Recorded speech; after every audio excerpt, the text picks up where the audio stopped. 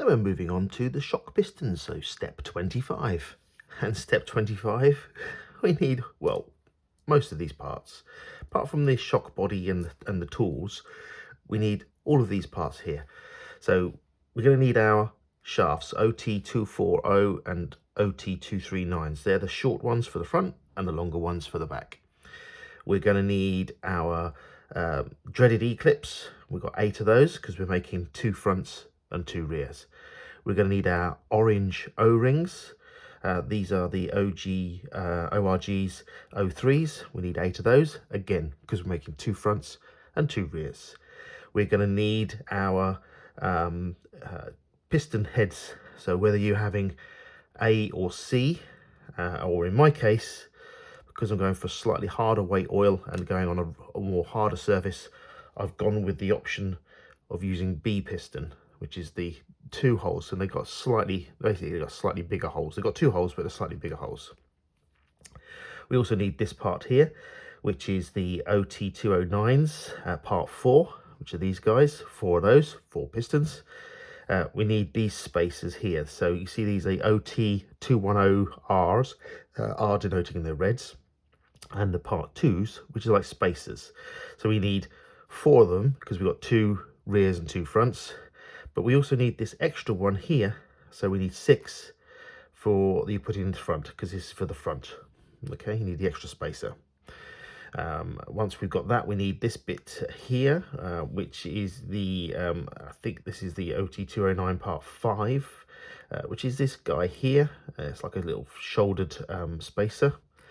We need 4 of those. Again, we need the cap ends that we made up with the seal.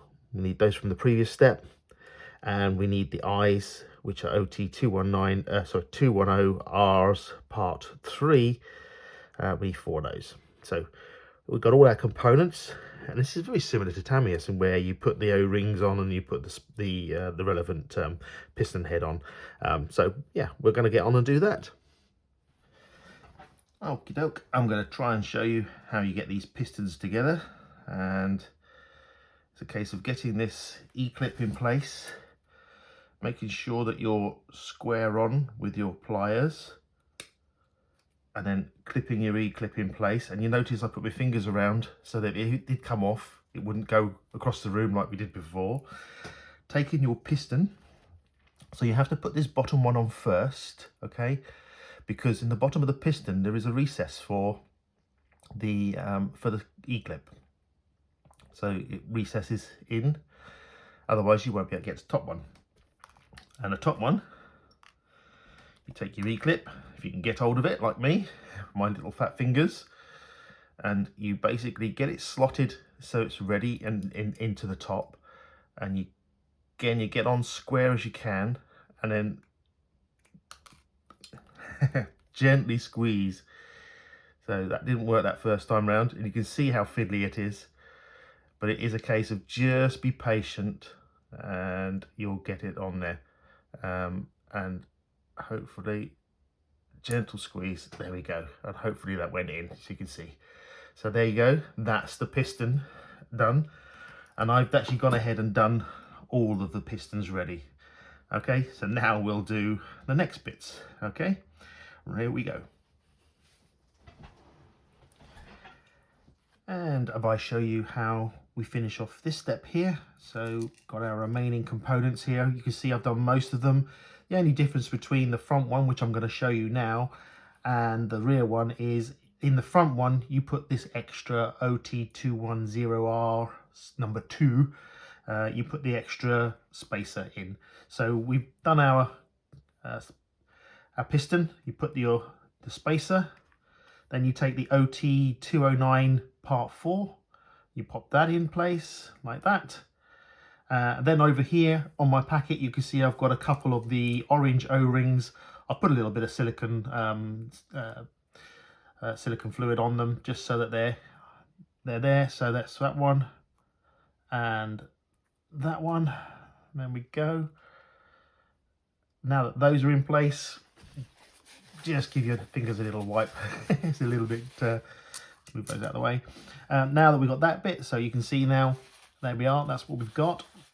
Then we take this black piece here. Now ensure that the shoulder is sitting correctly. So the shoulder is sitting down towards the eyelet.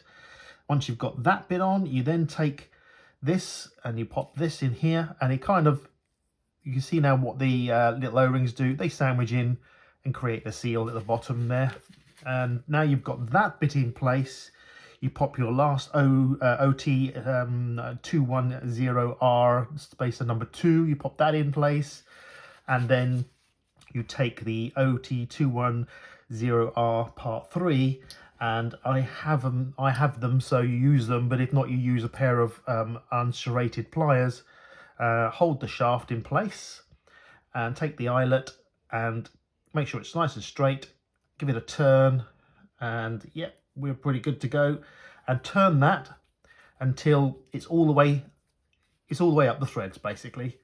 So you keep turning until it won't go anymore, and you're finger tightening it, basically. So that's about there. I can't tighten anymore. So there you have the shock pistons. And like I say, the only difference between the front ones, which are the ones which are shorter, and the back ones is the back ones don't have the extra OT 210R number 2 spacer. That's not in the back ones, it's only in the front ones. There we are. That is step 25 completed.